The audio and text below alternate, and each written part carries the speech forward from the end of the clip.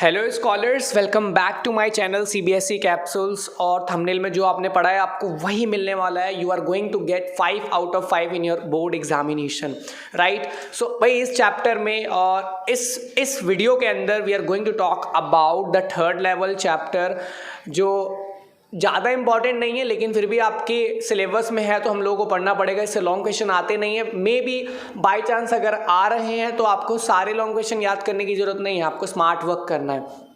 4 याद करे, आंसर उनका एक ही होना चाहिए। अब बोलोगे ये कैसे, ये मैं बताऊंगा अभी वीडियो के एंड में, ठीक है। तो इसको लिखा किसने है? बाय जैक फिने ने। आपको याद रखना है कि 1 नंबर में क्वेश्चन आता है भाई, who wrote the third level, who is the author और the narrator of the third level, then you are suppose to tell Jack Finney. Make it learn now with easy tricks. बिल्कुल सही पढ़ा आप लोगों ने। लॉन्ग क्वेश्चन मैं रटवाऊंगा नहीं भाई, रटने से मुझे खुद नफरत है। मैं कभी नहीं रटता था 12th क्लास में, और मैं चाहता हूं कि आप लोग भी बिल्कुल ना रटो। आपको अंडरस्टैंडिंग के थ्रू याद करना है ताकि वो चीज़ जो है वो परमानेंटली आपको याद हो जाए। बोलेगा भाई अंडरस्टैंडिंग कौन सिखाएगा? बच्चा मैं सिखाऊंगा।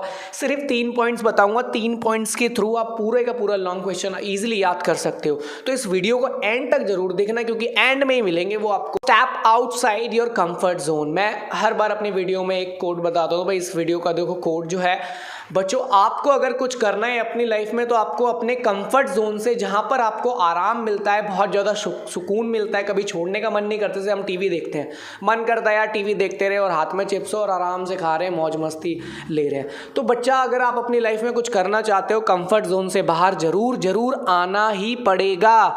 वहीं बैठे बैठे टीवी देखते देखते आप सोच रहे हो कि मैं वो कर लूँगा, मेरा वो वाला काम हो जाएगा, मेरा ये भी हो जाएगा और वो भी हो जाएगा। It's impossible. भाई स्टार्ट करते हैं।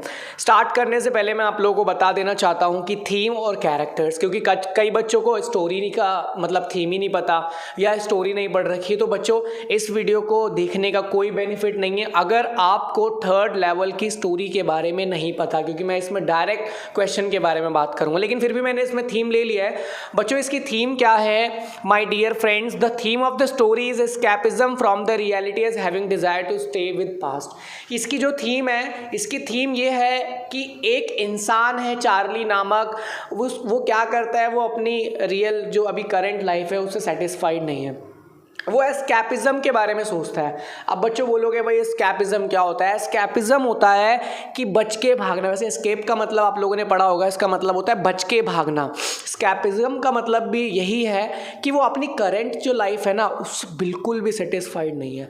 वो रहना ही नहीं चाहता यहाँ के लोगों के साथ। जैसे अभी का जो टाइम चल रहा है कोविड-19, हमारा भी मन नहीं करता है। मन करता है यार काश हम अमेरिका चले जाएं, यार कहीं और चले जाएं जहाँ पे कोविड-19 ना हो, हम चैन से खुल के बिल्कुल आराम से घूमें, ठीक है। तो भाई इसके अंदर थीम क्या है कि एक इंसान है जो अपनी करंट लाइफ से बिल्कुल भी सेटिस्फाइड नहीं है, ठीक है। क्यों? क्योंकि उसके डिजायर्स जो हैं, उसकी जो इच्छाएं हैं वो पास्ट से मैच करती है। बच्चों पास्ट से वो चाहता है कि मैं काश पास्ट में आराम से रहता, काम भी कम करना पड़ता, अपना घर पे ही रहता, वाइफ के सामने रहता, इंजॉयमेंट पूरा करता, और अपने मतलब इतनी जो आज के टाइम पे लोगों को मेहनत करनी पड़ रही है उतनी मेहनत पहले के टाइम पे लोग करते थे, लेकिन चैन से खाते पीते थे, उनको खाने की कमी नहीं होती थी। लेकिन आज के टाइम पे अगर इंसान 1 महीना काम नहीं करेगा उसके घर पे खाने के लाले पड़ जाते हैं। भाई इसके कैरेक्टर्स के बारे में बात कर लेते हैं। इसके जो मेन कैरेक्टर्स हैं, सबसे पहला मेन कैरेक्टर है Charlie, a 31 year old daily commuter. Commuter मतलब आने जाने वाला व्यक्ति है। मेन कैरेक्टर है चार्ली। दूसरा लुइसा, जो सबसे ज़्यादा और अच्छी वाइफ है, ब्यूटीफुल है, जो अपने हस्बैंड को पूरा पूरा सपोर्ट करती है, wife of Charlie and worried about Charlie. भाई चार्ली की वाइफ है और उसके बारे में वरीड रहती है, क्योंकि कई बार चार्ली जो है वो लेट आता है, ऑफिस में काम ज़्यादा होता है, तो अब ऑब्वियसली भाई वो वाइफ है, तो हर वाइफ जो है वो अपने हस्बैंड के लिए यही सोचती है टाइम से घर आ जाए, ठीक है। उसके बाद third, Sam, psychiatrist friend of Charlie. भाई सैम एक फ्रेंड है किसका? चार्ली का, जो एक साइकेट्रिस्ट है, और वह किसका दोस्त है? चार्ली का दोस्त है। और इलाज किसका कर रहा है? वो भी चार्ली का ही कर रहा है। अब बोलोगे यार चार्ली की कौन सी बीमारी हो गई? चार्ली को जो बीमारी है ना वो कैसी बीमारी है कि वो एस्केप करना चाहता है अपने करंट वर्ल्ड से, बिल्कुल भी सेटिस्फाइड नहीं है और पास्ट में जाना चाहता है। तो भाई ये भी एक प्रॉब्लम है, और इस प्रॉब्लम का जो सल्यूशन देता है वो एक साइकेट्रिस्ट ही दे सकता है। ठीक है। आप भाई हम क्वेश्चंस के बारे में बात करते हैं। सबसे पहला क्वेश्चन और जो इंपॉर्टेंट है, what does Charlie think of Grand Central, what did he discover there. Charlie जो है ग्रैंड सेंट्रल के बारे में क्या सोचता है और जब वह वहाँ जाता है उसको क्या देखने को मिलता है। आप सभी लोगों ने पढ़ रखा है चैप्टर, मैं ये एज्यूम कर रहा हूँ, तो आपको बहुत अच्छे से पता होगा ग्रैंड सेंट्रल क्या है। अरे जल्दी से बता दो ग्रैंड सेंट्रल है क्या। ग्रैंड सेंट्रल एक स्टेशन है, ठीक है। देखो इसी क्वेश्चन को दूसरे तरीके से भी पूछा जा सकता है, describe briefly the scene at the station as seen by Charlie, कि भाई वो सिनेरियो, वो सीन को डिस्क्राइब करिए जो चार्ली के द्वारा देखा गया था स्टेशन पर। देखो सेम क्वेश्चन को वो उसका जो नेक्स्ट तरीका है उससे भी पूछ सकता है, briefly describe strange experience in third level, कि थर्ड लेवल में जो एक्सपीरियंस था चार्ली का बड़ा स्ट्रेंज था, अजीब था, उसको डिस्क्राइब करिए।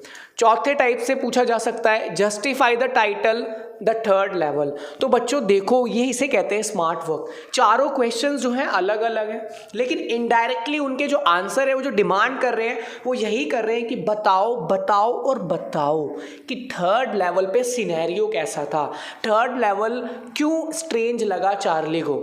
ठीक है, तो कोई मुझे बताएगा, अब जो मेरी वीडियो में देख रहा है वो कमेंट करके बताए क्या थर्ड लेवल सच में एग्जिस्ट करता था, क्या थर्ड लेवल था वहाँ पर। थर्ड लेवल नहीं था, सिर्फ फर्स्ट और सेकंड लेवल ही था। तो बच्चों देखो इसके आंसर के बारे में बात करते हैं। Charlie was an ordinary man, वो तुम सभी लोगों को पता है और मैंने बताया भी कि भाई वो ऑर्डिनरी है, वो असामान्य इंसान है क्योंकि वो सोचता ही पास्ट के बारे में। एम्प्लॉयड इन न्यूयॉर्क, और न्यूयॉर्क में वो काम करता था। आपको याद रखना है क्योंकि लास्ट में जब मैं पॉइंट्स बताऊंगा मैं इन्हीं के बेसिस पे बताऊंगा, तो आपको ध्यान से समझना है। चार्ली जो था वो कैसा इंसान था, वो ऑर्डिनरी इंसान था। कहाँ काम करता था बच्चों, न्यूयॉर्क में। One day while travelling from the Vanderbilt avenue at Grand Central station, कि एक दिन वेंडरबिल्ट एवेन्यू से वो आ रहा था ग्रैंड सेंट्रल स्टेशन की तरफ। ही reached at the third level, और वो बच्चों कहाँ पहुंच गया, जैसे ही स्टेशन पे घुसा फर्स्ट लेवल पार करा, सेकंड लेवल पार करा और फिर थर्ड लेवल पर पहुंच गया।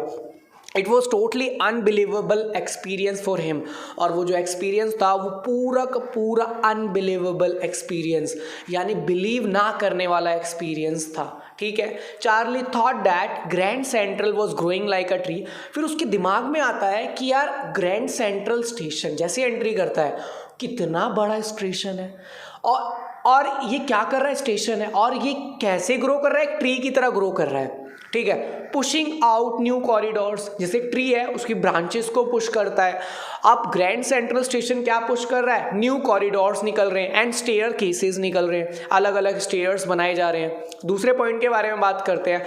According to him the Grand Central वो so big that anyone could lose their way very easily, कि भाई उसके अकॉर्डिंग ग्रैंड सेंट्रल स्टेशन इतना बड़ा हो गया है कि अगर कोई इंसान वहां पर जाता है तो वो ईजिली अपने रास्ते को खो बैठेगा, इतना बड़ा है, भूल भुलैया की तरह।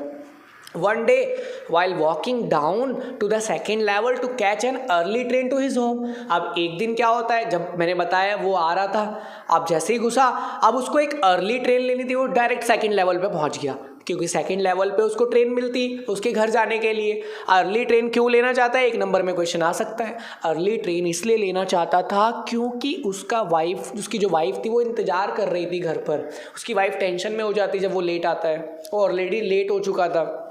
ठीक है, तो ही नोटिस्ड अ डोरवे, वह एक डोरवे नोटिस करता है, कर्व टाइप का बना हुआ होता है, and followed the steps that led him to the third level, और जब वो फॉलो करता है तो वो थर्ड लेवल में पहुंच जाता है। वो देखता है यार वहाँ पे सारी चीज़ें कितनी अजीब है, विच वॉज नेवर हर्ड और सीन बाय एनीवन, जो कभी किसी के द्वारा देखी भी नहीं गई और ना किसी ने थर्ड लेवल के बारे में सुना था। भाई लास्ट पॉइंट के बारे में बात करते हैं। He saw old fashion dressing costumes and accessories used by people like 1819 something, और जैसे ही थर्ड लेवल में एंट्री हुई, कर्व गेट से अंदर घुसा, थर्ड लेवल में एंट्री हुई, वो देख रहे कि वहाँ के लोगों ने यार 1890 के टाइम के कपड़े पहन रखे हैं। द लाइट्स वर डिम, और वहाँ की जो लाइट्स वगैरह हैं वो डिम है और फ्लिकर कर रही हैं, फ्लिकर जलना बुझना। पीपल यूज्ड स्ट्रिंग वॉचेज, और हाथ में पुरानी घड़ियाँ जो पहनी जाती थी पुराने ज़माने की, उन घड़ियों को पहन रखा है। एंड बिग साइज्ड करेंसी, और वहाँ पर जो लोगों के पास पैसे हैं वो करेंसी कैसे, बड़े बड़े नोट हैं। The train ran on steam and coaches were very small, और जो ट्रेन थी वो स्टीम पे चल रही थी, भाप जिसको बोलते हैं, भाप वाला इंजन। और कोचेज़ वहाँ की कैसी थी, वो बहुत ज़्यादा स्मॉल थी। He notice newspaper having date of 1894 and the heading was about America's president Cleveland. अब वो नोटिस करता है, देखता है यार ये सब हो क्या रहा है, मतलब क्या बात होगी, मतलब मैं करंट वर्ल्ड में हूँ और मैं ऐसी जगह पर आ गया हूँ जहाँ पे एवरीथिंग इज़ ऑफ 1890, सब चीज़ें। फिर वो देखता है, एक न्यूज़पेपर उठाता है, देखता है वहाँ पर जो हेडिंग है वो अमेरिका के प्रेसिडेंट क्लेवलैंड की हेडिंग है। He wanted to buy 2 tickets to Galesburg but he did not have old currency. वह 2 टिकट खरीदना चाहता था लेकिन उसके पास पुरानी करेंसी नहीं थी। अब आप सभी लोगों को पता था, जब वो टिकट काउंटर पे जाता है टिकट खरीदने के लिए, वो गेल्सबर्ग उसको तो चाहता ही यही था कि मैं पुराने टाइम पे आ जाऊँ। वो तो अंदर ही अंदर बड़ा खुश हो रहा है कि मैं पुराने टाइम पे आ गया। और 2 टिकट क्यों खरीदना चाहता था, एक अपने लिए और एक अपनी वाइफ के लिए, ठीक है। लेकिन क्या उसको टिकट मिलती है? जी नहीं, बिल्कुल नहीं मिलती उसको, बल्कि वो डर के भाग जाता है वहाँ से, क्योंकि वहाँ पर अगर उसको जेल में डाल देते, क्योंकि उन लोगों के लिए आज की करेंसी कागज की तरह है, ठीक है।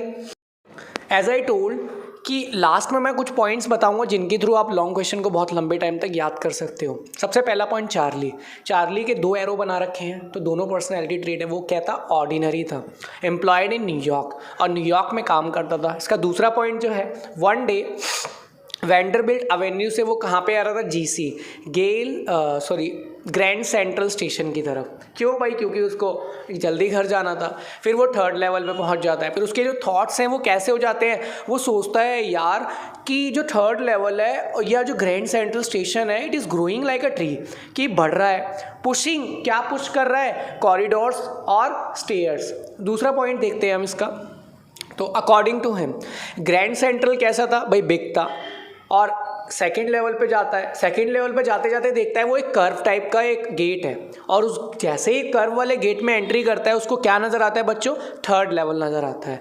और 3rd लेवल वो कैसा है? ना तो कभी सुना गया, हर्ड का मतलब होता है सुना गया, और सीन का मतलब ना ही कभी देखा गया, ठीक है। तीसरे पॉइंट के बारे में हम बात करते हैं कि जैसे ही 3rd लेवल पे एंट्री करता है उसका सिनेरियो कैसा होता है। वहाँ पर देखता है कि यार ओल्ड फैशन ड्रेसेस के स्टाइल के लोग हैं वहाँ पे, और वहाँ पे डिम लाइट है, फ्लिकरिंग कर रही है। वहाँ की लाइट्स जो हैं वो कैसी हैं? डिम है और फ्लिकर कर रही हैं। लोगों ने स्ट्रिंग वॉचेस पहन रखी है 1890 के टाइम की, और वहाँ पर बड़ी करेंसी का यूज़ किया जा रहा है। वहाँ पे हमारे जैसे हमारे करंट में अभी करेंसी चल रही है, वैसी करेंसी का यूज़ नहीं किया जा रहा है। और लास्ट पॉइंट जो इसका है, ट्रेन जो है वो स्टीम पे चल रही है, और वहाँ की जो कोचेज़ हैं वो बहुत ज़्यादा स्मॉलर है। तो इतनी चीज़ तो आप खुद ही पता लगा सकते हो, ठीक है बच्चों। तो I hope this video will be helpful for you guys. And अब आपको ये क्वेश्चन जो है 50% याद हो चुका होगा भाई। 50% आप इसको 2 बार पढ़ोगे आपको वैसे ही याद हो जाएगा, ठीक है। सो अभी के लिए बाय, जय हिंद, जय भारत, थैंक्स फॉर वॉचिंग।